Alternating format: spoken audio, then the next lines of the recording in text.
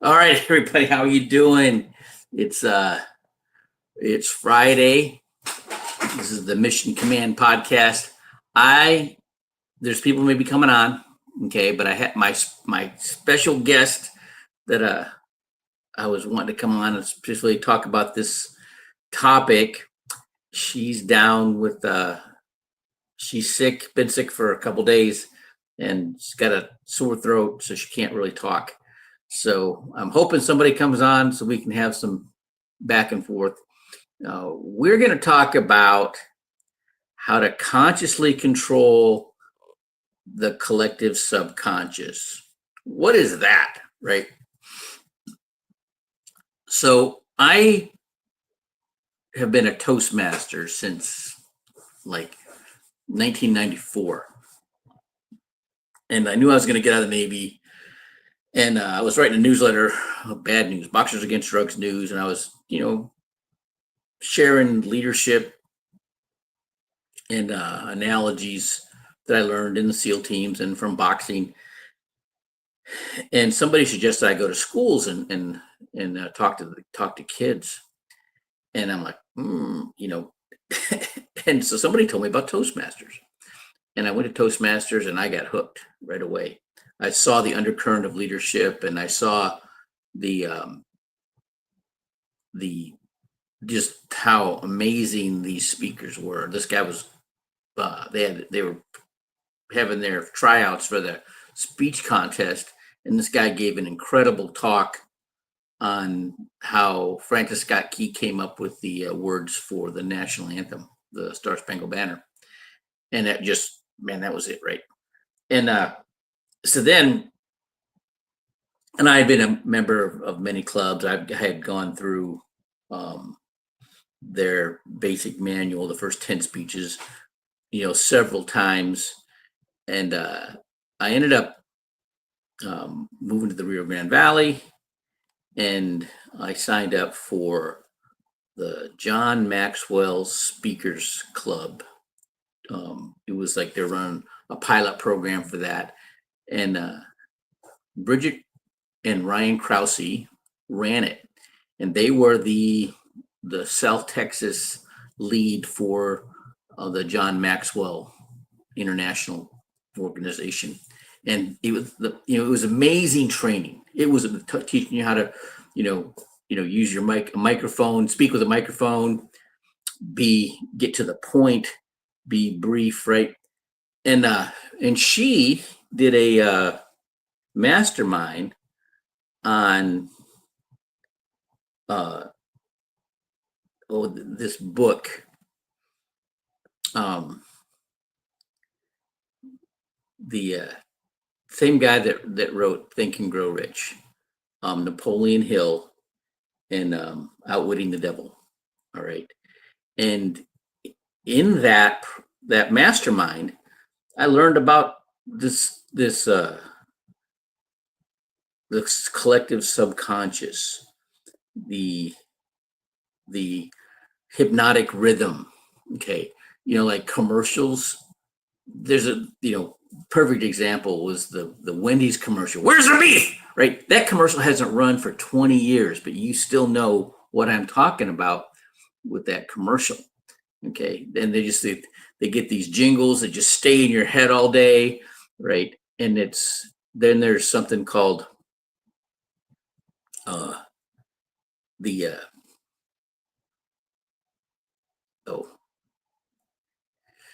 the spirit of an age. It's a zeitgeist. Okay, and I read the book and about it, and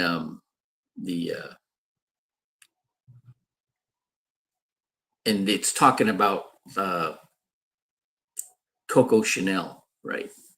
And how what she did with her clothing line, because she was, she liked to ride horses, right? And most time, women, because they wear skirts, would ride side saddle. Well, she started making slacks for women so they could ride horses. They could, straddle the horse, right? And then she came up with um, her clone. But the main thing was that what she was promoting was women's independence. That's what the zeitgeist that's still very prominent today, but that she's the one that started it, which was really crazy because like she had like strong ties to the Nazis, right? And but people don't know that, right? What the when you mention her name right away, people think of her cologne, right? But there's when I was a kid, it was Vietnam. Vietnam was always on the TV. I remember my uncle was in the war. He was in the army. He was a door gunner on a helicopter, and he was my favorite uncle. And I always was watching the news because I was concerned about my uncle, right? And then then I mean that lasted forever. I remember being like maybe 4 years old and watching seeing the news, and then I remember in like 1975, John Kerry getting on TV and testifying before Congress, and saying how they raised the villages and like Genghis Khan and raped and pillaged, and it angered me. I'm like 11 by this time, right? I'm like 11 years old, and then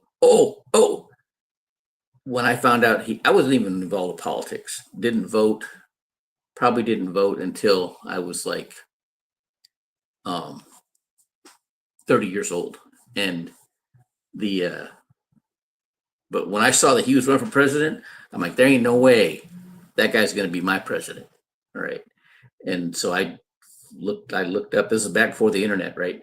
And I found a number of somebody, and they were having a campaign starter meeting at the library in Chula Vista, California. And me and this guy who was a retired um,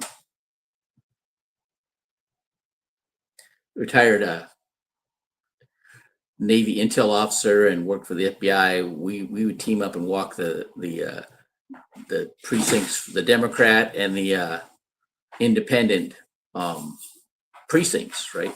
And it was really wild because they were really nice people. They just weren't. They were just uninformed, and we get to know them and stuff. And then, that was really crazy. Walked the Republican precincts, right? And they were not nice. they they treated us like solicitors, right? It was crazy, right? But there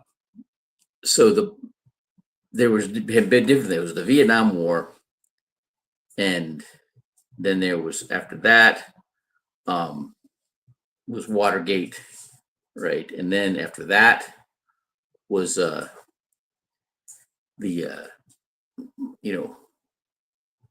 Monica Lewinsky, right?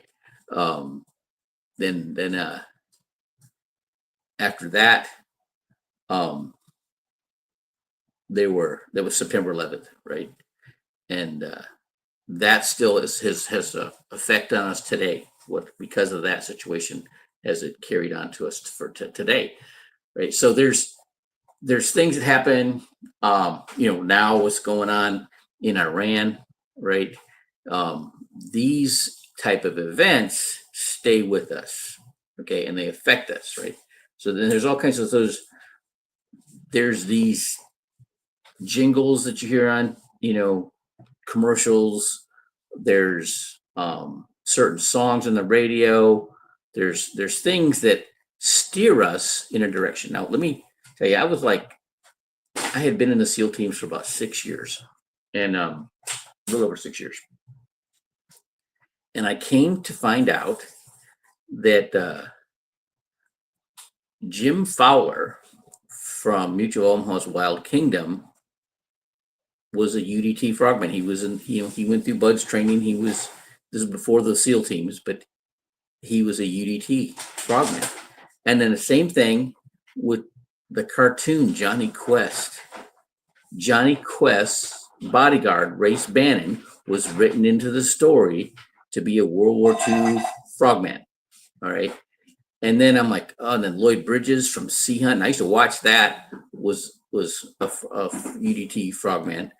And I'm like, Jesse Ventura was a Navy SEAL. I actually met Jesse a couple times. He knows who I am if he sees me, right? And then so I'm like, oh my gosh, was I manipulated, right? Was my decision making steered by some puppet master? I mean, I started like paying attention to this kind of stuff, right? And so what can you do to keep yourself from being steered or manipulated? All right, so this is what we're going to talk about today, right? Because I run into this all the time, and a lot of it has to do with ignorance. I run into people that have no idea of what I'm talking about. It's like I joke around. I'm in financial services, life insurance, annuities, estate planning, that kind of stuff, and I like to focus on small business owners because they're money motivated. Otherwise, they wouldn't have started a small business, right? And they know whatever it is, their product or their service, like nobody else, right? But when it comes to the money, they are very uninformed. Got somebody now. Saw him went from like making 58 grand a year in 2022, now 2.5 million. Okay, which is awesome for him, right? But he's got to pay a crazy tax bill. Okay, so there's things that he can do to significantly reduce how much he's paying in taxes.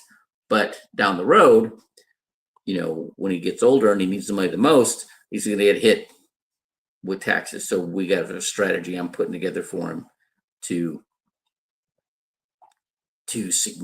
make enough money to offset, enough tax-free money to offset what he's going to have to pay in taxes when he needs it the most when he's older. Okay. But he had no idea, right? He's like, I'm just doing what I'm doing, and the phone starts ringing and things start happening, and now I'm like, yeah. And then here comes the IRS, like, okay, but they're holding out the bag, right? And people don't understand that. I'm part of the Christian Entrepreneur Club. We had a mastermind call yesterday. And so when it comes to people like from the trades, HVAC technicians, welders, automotive repair, electricians, those people in the hair business, right? I have all kinds of hacks, all right, to help them increase their bottom line. They can make more money, right? And I did that because, I'm like, if somebody doesn't have discretionary, they don't have more money than they're spending, I can't do anything with them. It's very difficult. It's very difficult to get somebody who is in the habit of spending all their money to stop spending all their money, right? And start saving their money. Right? It's easier if somebody's a saver, but if somebody's doesn't have the habit of saving, starting habits of any kind are difficult, whether it's eating right, exercising, it takes a lot of concerted effort, a conscious effort to get control of your situation, your environment, to start doing whatever it is you want to do, right? They say it's like 21 days of actually physically doing something before it becomes a habit, right? Now, if you're just gonna learn about something, you have to read about it or hear about it 66 times before it becomes a habit, becomes part of your subconscious. All right. And that's difficult. All right. But as I'm out there talking to people, I hear all the time. I'm just as part of my, here I've heard it over and over and over again, a lot of misconceptions about money and finance. In the Christian community, it's like money's bad, right? I've heard it over and over my whole life. My mother, oh my God, I love my mother, right? But um, my mother's first job was working for the heirs of the Old Crow Whiskey Company, and they were they were all alcoholics, and my mom used to do stuff like dump the liquor into the sink, dump it out, right? And then they started drinking the vanilla extract. So my mom started buying non-alcoholic vanilla extract, right? But because of that experience, my mom grew up poor, right? My mom has a disdain for anybody who is financially successful, right? When I was making, you know, $200,000 a year, right? And my mom wasn't very nice to me, right? I mean, she's retired. She's come to visit. It's all she has. She can do whatever she wants. I had to keep going to keep pushing to make that money, right? And mom didn't like it. My mom's nicer to me when I'm broke than my mom is when I have money, right? And then I started, uh, I became part of a ministry, and I'm at this ministry house with a bunch of young guys, right? And I started trying to teach them about finances, over their head. And I'm like, oh, I got to really ratchet this back. And I was like, who invented money? So guess what? There's a name that when you look up who invented money, it's a guy named Hammurabi. He was a Mesopotamian king, and he came about. It's really interesting how this progression is, right? After Joseph was the comptroller for Egypt, and he used the the weights and measures formula that Joseph used when he was managing the storehouses for the Egyptians during the famine. Okay, to come up with his code, Hammurabi's code, which were the rules for money. Okay, there was really no money prior to that.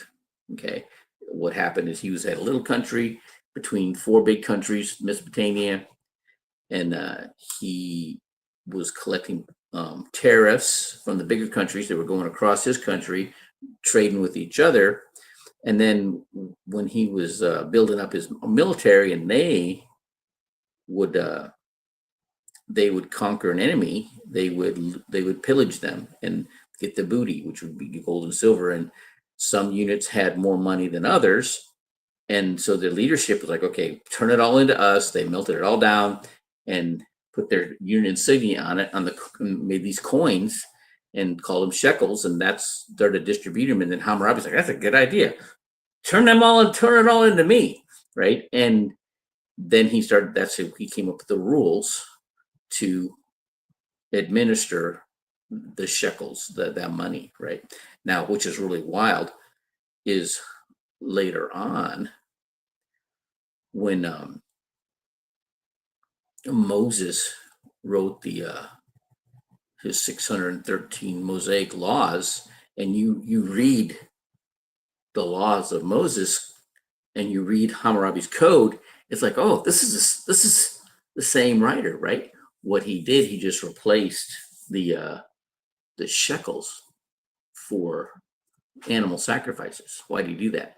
Well, if you have enough money, you wouldn't have to adhere to the law the way that Hammurabi's code was written.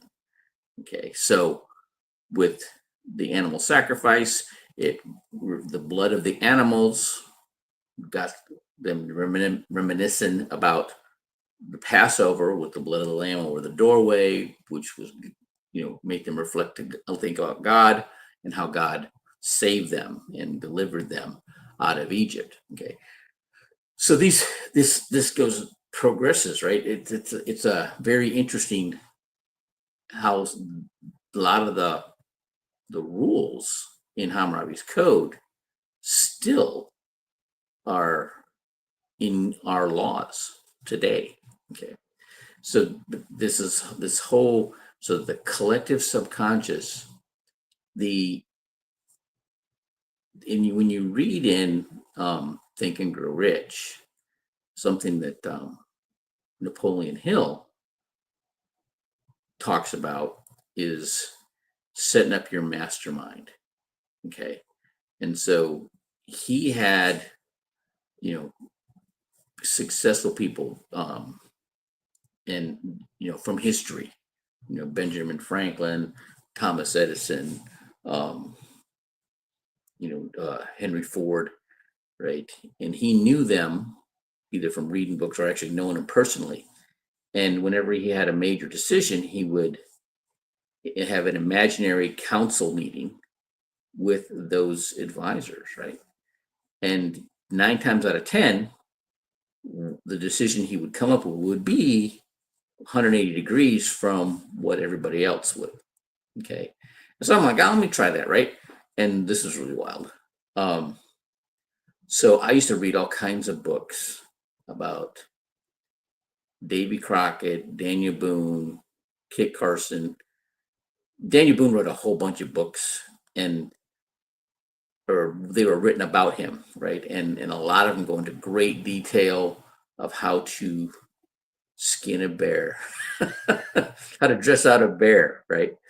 And deer and other animals, right? And the and then Davy Crockett, his um, running for Congress, and then uh, fighting in the Alamo and dying in the Alamo, and then Kit Carson, a little short guy, so I could a little short redheaded guy, freckle faced and tough guy, and he used to take every time he killed somebody, he pounded brass tack into his pistol. I don't know if that's just a story or if that really happened, right? And he was an Indian fighter, but he was also an advocate. Daniel Boone too. Daniel Boone was an advocate for Native Americans, even though he fought a lot of them, killed a lot of them. But he lived with them for a while. Okay, Daniel Boone did. He lived with the Indians, and so these I'm I found the book, the Blackledge book. My born name is Reuben James Blackledge, and I found the Blackledge book, called The Lady Up, and she asked me, uh, "How did what do you do? How'd you get in California?" And I told her I was in the SEAL teams, and oh wow, what made you want to do something like that? Well, I used to read a lot of books with Davy Crockett, Daniel Boone, Kit Carson, and you know, I used to do a lot of raccoon. My uncle taught, would take me go coon hunting. I used to, my senior high school, me and one dog and a 22 rifle killed 34 raccoon that year, right? And so, you know, kind of gravitated toward that kind of lifestyle. And she's like, "Oh my gosh!" So she, in the Blackledge book, 11 generations back, one of my ancestors, one of my great great great great great great grandmothers, was Daniel Boone's aunt, Daniel Boone's mother's sister.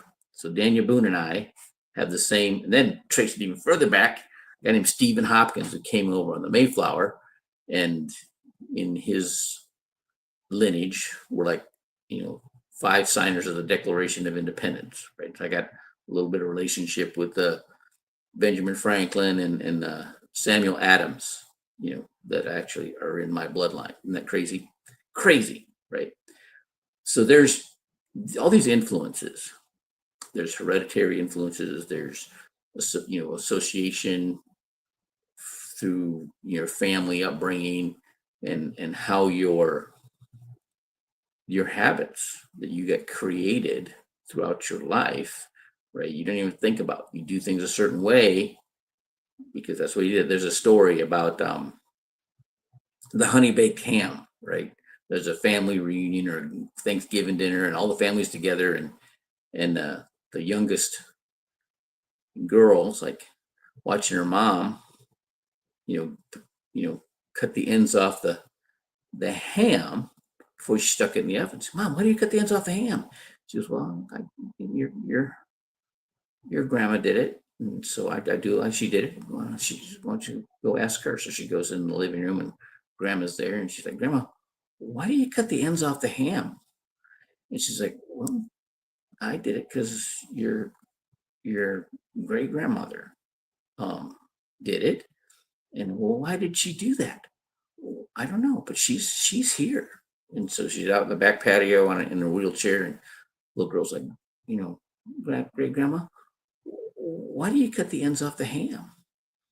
And she's like, well, when your great grandfather and I got married, we lived in this little cabin, and it just had one stove, a potbelly stove, and I had to cut the ends off the ham to get it into the oven. Okay. And so those are the kind of things we're talking about. The way of doing things that may be obsolete, right? Or a lot of misinformation being, out there that people act on as if it's fact, or if it's like written in stone, if it's, and it's things have changed, right? We have a different way of doing things, now, in that it's hard for people to adjust to. Okay, if they're not familiar, they're just going to do it, the way they did it, right? Back in the day, $800 a month was enough to live on, right? Not anymore, right? You're lucky if you can pay your rent with that. Okay. And so when you're older and it's harder, there's got to be more money. You have to make more money. Oh, we have somebody coming on. Hang on. Where is she? Here she is. Okay.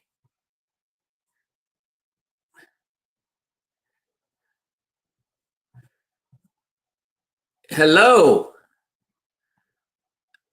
How are you? I'm not, you're on mute. I can't hear you.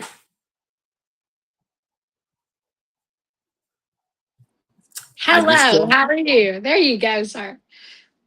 Oh, I'm delighted that you have come on.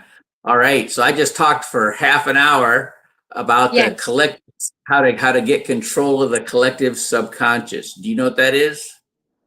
the collective subconscious. I did not do any research or any looking. I just came up here blindly and could not get logged in. And I decided that I was not going to quit trying. It didn't matter if I missed half or three quarters, I was going to get in when I could.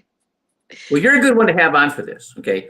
So so the your subconscious is basically the accumulation of all your habits throughout your life. Okay. And it's a sub program that's running under the in the background that causes you to make a lot of decisions, and choices that you make. Okay. Yes.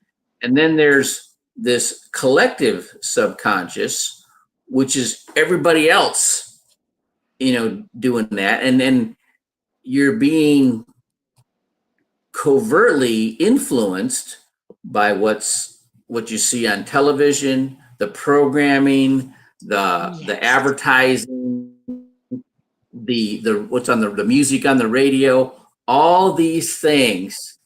Um, Mm. the the that like I talk about and I talked about it earlier on the podcast here about if I say where's the beef, you know what I'm talking about. What has happened? Where I am frozen. What is up? There now, I can see you. Can I huh? see you, but you're frozen state. That's really wild. And I don't know how to. Okay, you can hear me, right? Yes, sir. I can hear everything you're saying clearly. Okay. Hopefully it'll unlock here. And One people, second. honestly, people do not realize how influential the external influences are because of the habit of scrolling.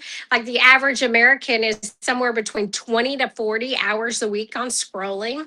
And so just think about how much you would have to put in of the word of God truth to counteract all that influence and lies and information. Not all of it's lies, but much of it is. And so you're not able to cipher through it as all clearly Oh, if you even don't have an equal amount of truth in you. well, even when it comes to like preaching, right? Or the like I just finished up the book of Job. Yes. And so like chapter 40 and 41, they're talking about these beasts, the the oh Leviathan and the Mm-hmm. Behemoth, right? Well, Mm-hmm. they're like there's no animal alive. It has been, that fits the characteristics of the behemoth. People think maybe an elephant or a hippo or rhinoceros, but because they have a little bitty tail, and then the description of the behemoth is a big tail, right? Well, when Yes. you read about its characteristics, though, it's just this massive thing that just kind of lumbers around and lays under the the trees, and I'm like, oh, I knew so many guys like that. What is up with my video? The So the that they didn't, they have so much potential, right? But they just hanging out, watching TV, right, and lounging mhm. around, and they're not, they have the ability, if they took action to be substantial, they could do something, but they don't, right? And Yes. that is the behemoth, right? Yes. And the Leviathan, right, talks about, that it's like you just can't control this thing. It's just powerful and violent, and the only one that can control it is God, The right? strong And man. That's right. the uh the behemoth is the sluggard, right? The sloth, Mm-hmm. right? And the Leviathan is that fear, the fear of death, the fear of punishment, the fear of somebody yelling at you, right? The fear of you know punishment. That's and it holds people still. It and well, so what he's really talking about is leadership. He's talking about getting people. God has the ability That's right. to move people, move the behemoth, right? Control. Christ wasn't afraid of death, right? No, In fact, he was he you welcomed it. tried to make it happen, right? He was intentionally didn't defend himself, right? And did everything he could to have that, to make it to that date with the cross, right? And Yes.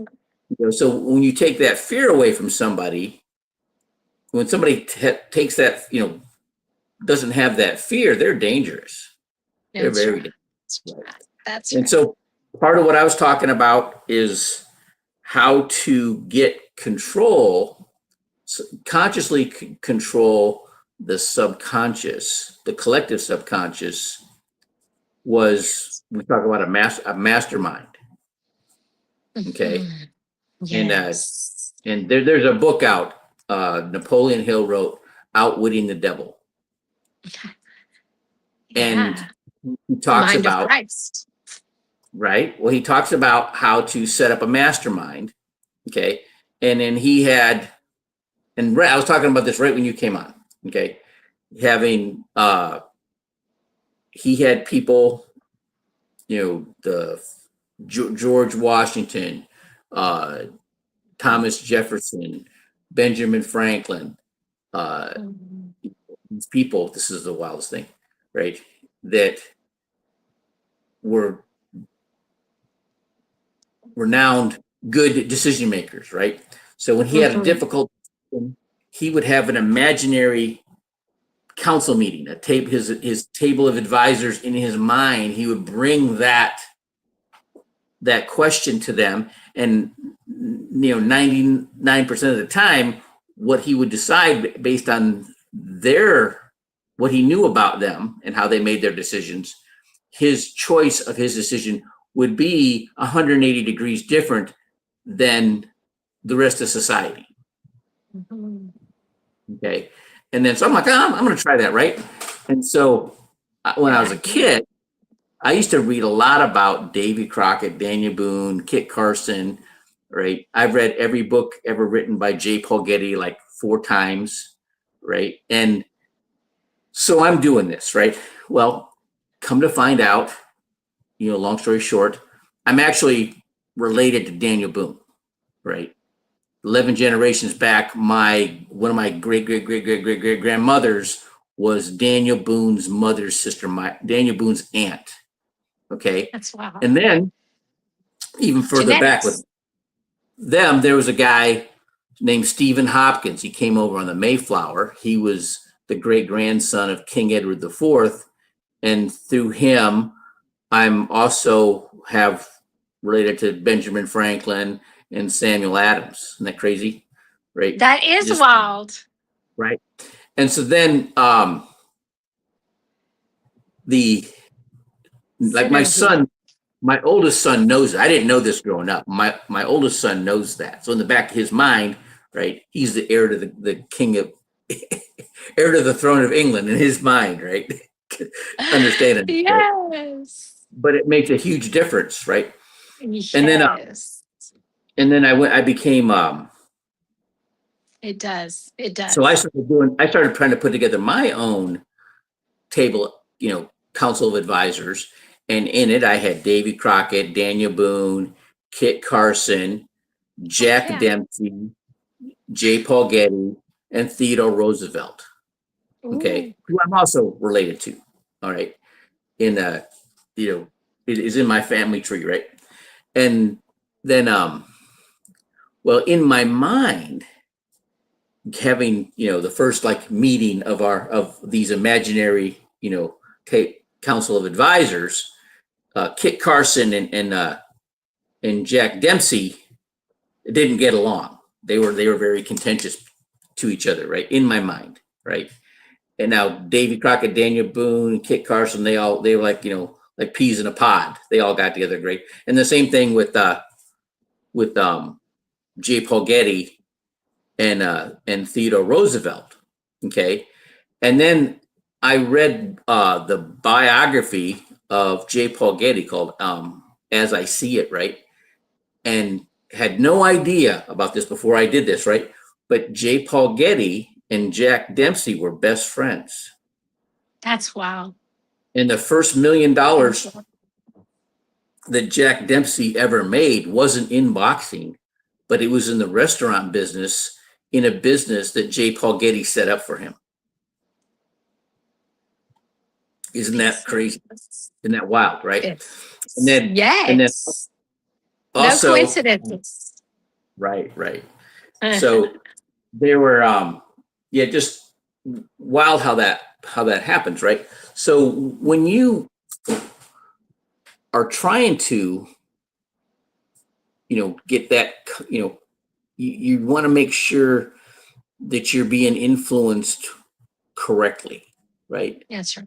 That's right. And That's right. you have to determine the direction you want to go in your life, and you seek the people that are going in that direction, That's right. that Cling to are like-minded.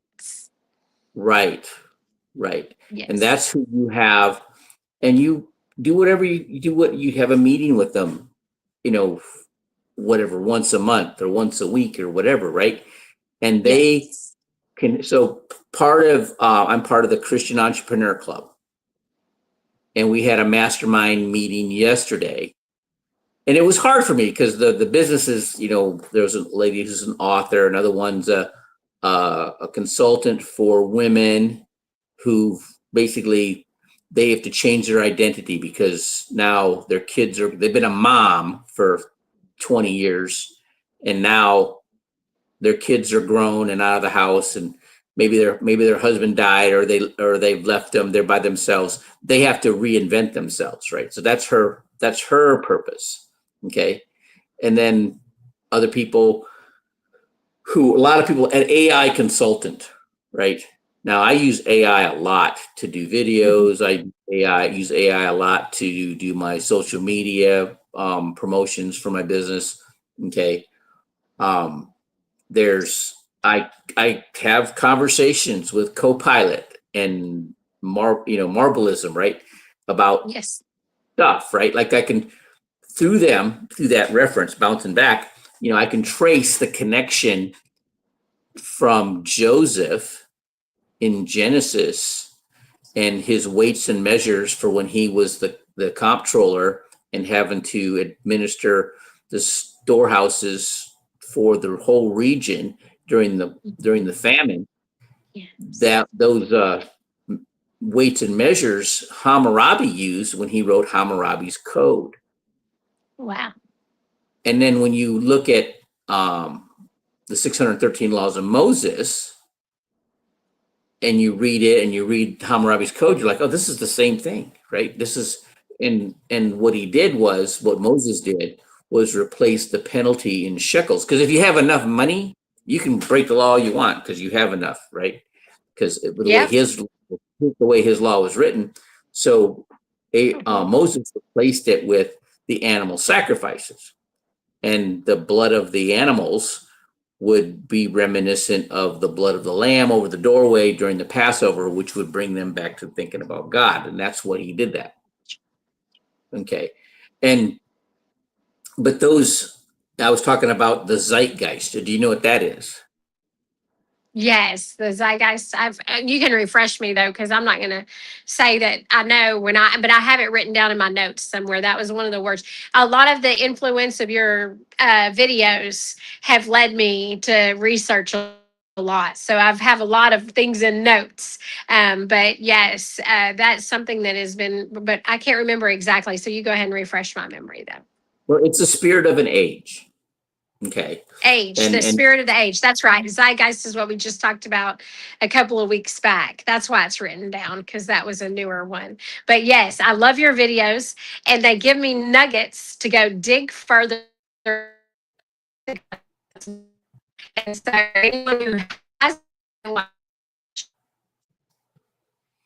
well, you started breaking up there. I don't know if you have to. Now you're frozen. What's up we with that? both did.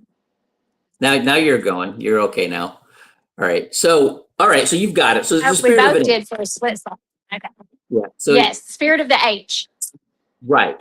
Okay. So in our lifetime, there was the Vietnam War, and then Watergate and Richard Nixon, and then the Yes. 1979 the Iranian taking over the embassy, which is really wild how that's come back. This conflict with Iran, we're throws it now, right?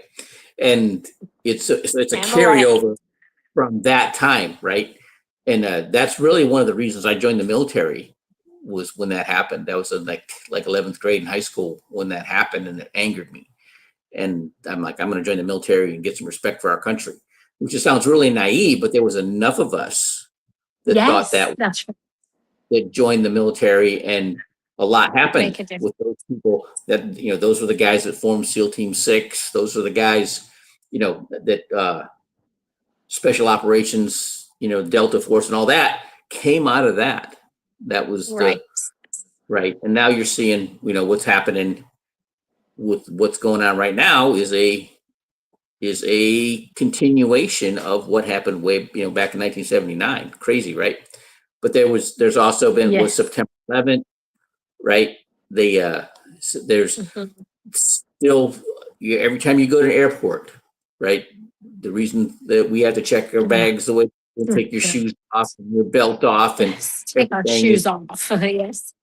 Right, Yes, because sir. of what happened, during September 11th, right? So these are all zeitgeist. So these are all it's okay. It's the collective subconscious, okay, and the way to um, get conscious control of the selective subconscious is to put together your mastermind, put together your council of advisors, the people that make good decisions, and whether they're now or they're from the past. Read them books, read about those people. I have not read a fiction book on purpose since probably 1994. I had somebody give me one time a book about Marco Polo. It was a big, thick book, right? And I read the whole thing, and at the very end, I saw that it was published by the same publisher as the Harlequin romance. Oh, I was so angry because it wasn't the actual biography of Marco Polo, right? I'm like, oh, I was upset about that, right? But I've read a lot of books about, like I said, I've read every book written by J. Paul Getty. He wrote Think and Grow Rich, or he wrote How to Be Rich. He wrote How to Be a Successful Executive, and As I See It. I've read and 4 times I've read all them books, right? And then Lee Iacocca's books, I read both of them. I read President Trump's, Donald Trump's The Art of the Deal. These are, I'm trying to mold my mind to be able to think like the people who are in the situation, in the places I want to be, right? And I want to have a better life than I had growing up, or and and so what I do is help people do this, right? And it's really crazy. It's like because everybody that I sit down with, we have to go down and look at their budget, and many of them don't have a budget. They're not paying attention to what comes in, what goes out. They just want to make sure that at the end of the month they didn't spend everything that they were making. Right. Yes. And so there's things like yesterday when I was on the call, I know exactly what to do for somebody who's in the hair business, a stylist or a barber, or what they can do. That I can when it comes to marketing, when it comes to like adding a service like wig making, right? The health insurance companies pay for those prosthetic wigs for women who's going to have alopecia or going through chemo and radiation. And they're like on the low end $800, and they'll be in like every 3 weeks to get their wigs done, right? So if a stylist can do that, add that capability to their business, they can really increase their bottom line. Okay, certain things like marketing, right? Yes, marketing to at sporting events, or or beauty, find out who runs the beauty pageants, right? Or cheerleading competitions. Guess what? That's your market right there, right? The HVAC business.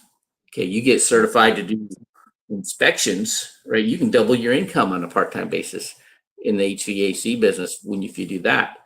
Another is here in Houston, they have one of 3 underwater welding schools. There's only 3 in the country: Washington State, Rhode Island, and here in Houston. And they teach them, they have them get certified. They pass their Part 107 license to be able to operate the underwater autonomous vehicles. But that same license, they can fly a drone. So if a welder gets a contract to maintain a water tower, inspect water towers or pipelines, they get paid to fly the drone, and then they find the damaged area, and they break out their cutting torch and a welder, and they get busy, right? They can make more money, or they can get a job working, not just fixing cars, right, but working for a logistics company and maintain their trucks, right, and fix the trailers, and that kind of stuff too, right, with their ability to weld. And so, and I'm just, uh, the so there's things like handyman, right? In the wintertime, their business really slows down. So a lot of them here in Houston, you know what they do? They put up Christmas lights, That right? is a good idea. Yeah. Yes. Mhm. And so Add then seasonal. then another example is electricians, right? I was the estimator for LED City in Dallas, and they had the first OEM in China manufacturing LED lights. Mm. And so I'm reaching out. So I was bidding on projects all over, commercial projects all over Oklahoma, Texas, Oklahoma, Arkansas, and California. And Oh, one of my mentors, he was one of my buds instructors, and he was chief of training when I was at SEAL Team 4. Uh, and then he came down with a platoon in Panama. So this guy, I knew him really well. He turned me onto this young, ambitious guy, electrician, who was doing the in-home entertainment centers, right?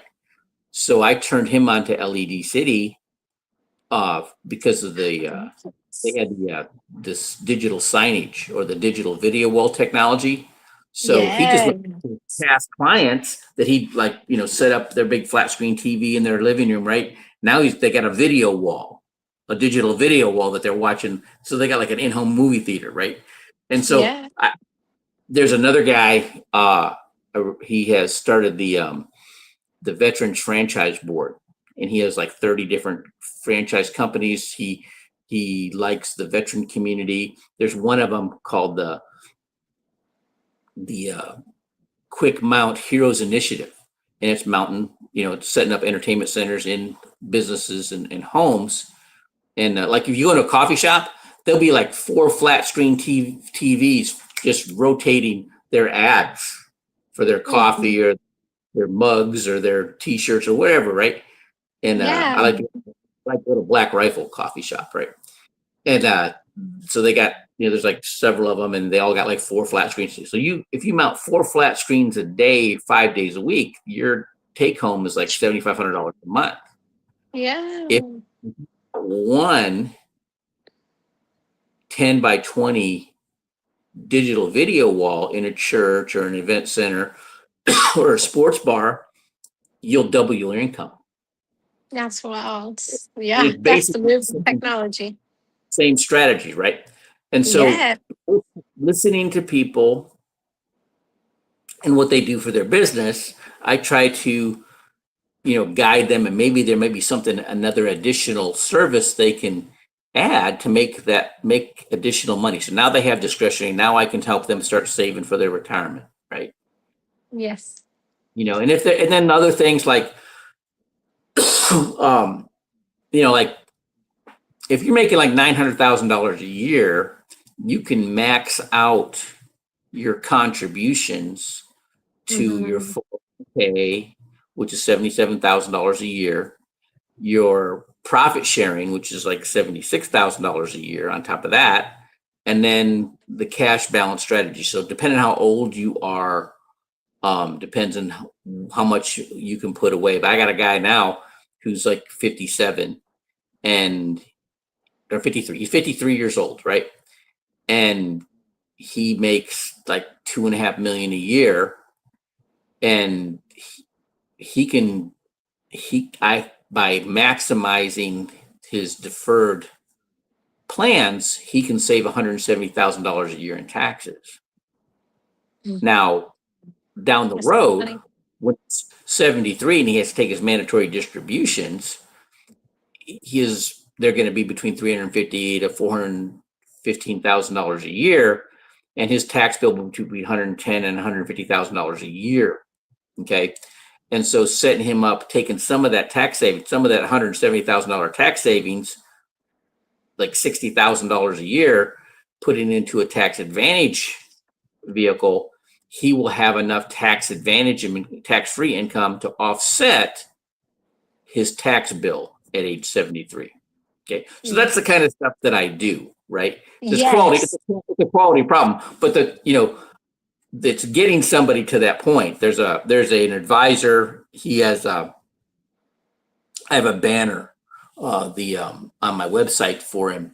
It's a B2X, built to exit, and he looks for people that are making like $350,000 a year with their business, and his automatically, and people that are in the trades, plumbing, welding, electricians, whatever, contractors.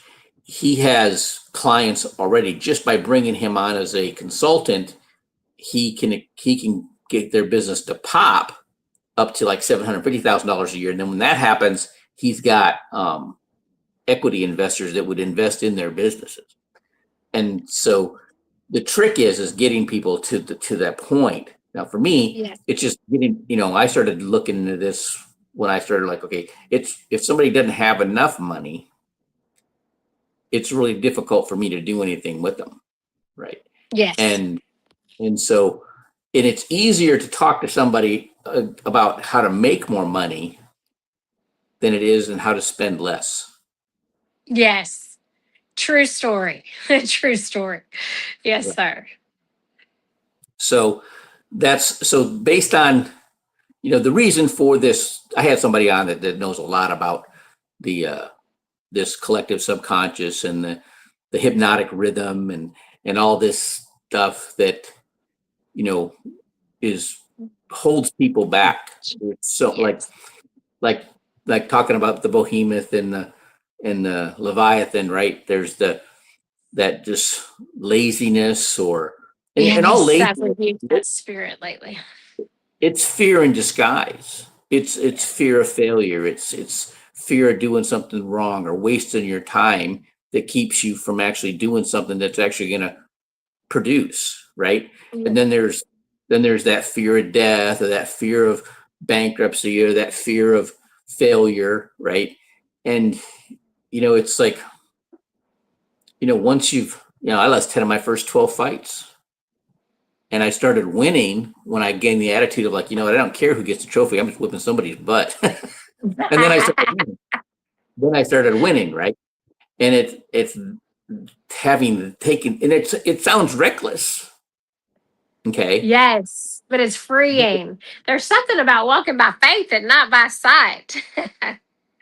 Well, another thing is, when you get to the point when you're, you keep hitting the wall, hitting the wall, hitting the wall, and sometimes you have to take a step to the right or left and walk through the door. That's But right. when That's right. you don't want to just walk through the door, you want to run through the door. Okay. And it's helping people, guiding them to that point where you get them on the right path where they can go all out. Okay. And Yes, sir. that's what I try to do. And I'm not claiming to be a business consultant and charging you consulting fees. I want to, once you're making more money, now let me help you get the most Manage out of that money. Yes. it. And Yes. that's where I make my money. So Yes, sir. that's my whole modus operandi. There you go. Yes, sir. And I love it. And that's why I think the Lord linked us together because I'm the run through the door person now. I don't have the income, but I'm just able to go back to work in the workforce. And so I'm doing the driver. I'm doing Spark and DoorDash. Well, I can't do DoorDash because I'm using a Vespa at the moment to deliver. And so, anyways, but I need some licensing fees to get a business started. My daughter wants to open a business, and I want to help her get her Heavenly Manna started, which she does homeopathic products and she bakes. And she's partnering with a local coffee shop where she's going to start putting her baked goods in there. And so she'll have her name in a building in a business business for the first go round, and then she'll be able to put her products, I'm sure, quite sure, after they put our baked goods in there, she'll be able to sell her other products. So anyways, I'm trying to get her help to help get that happen, and we are need funding. And so I am healthy and ready to go to work, and so I'm not really one that works well with others, so I figured being my own boss is the best way to go. And so I decided to do delivery driving at the moment, and I need to expand that as well, because I was DoorDash. I was going to DoorDash, and they don't do two wheels in my area because I'm not in the city. I'm too far out for that, and so I signed up for Spark instead. So I was also going to get some advertising and do individual deliveries in the community, and use AI to help me with marketing on how to make those ideas come to fruition. But you're a plethora of information, and I'd love to meet with you, like I said, in live person sooner than later. And we did get our, I know this is your other video, but our active status for the nonprofit organization is current and active. So we have a lot to move forward with that. We've got some things to discuss on that area too. So anyways, I appreciate you and your time and all your knowledge. You are a plethora of knowledge, and you are always iron sharpens iron. So I love whenever I get the opportunity to take in and hear your feedback and learn and grow from you. So I appreciate you, Ruben. Oh, you're just giving me so much content. So this is we're on StreamYard, and I'm going to end this here shortly. And Yes. StreamYard will process this whole podcast. The first half where it was just me, then the both of us, and then it'll break it up into little of clips. All right. So I'll send you all of them. Okay. All the clips, and you can use them however you'd like. Right. But I really Yeah. do appreciate you coming on. A lot of good content.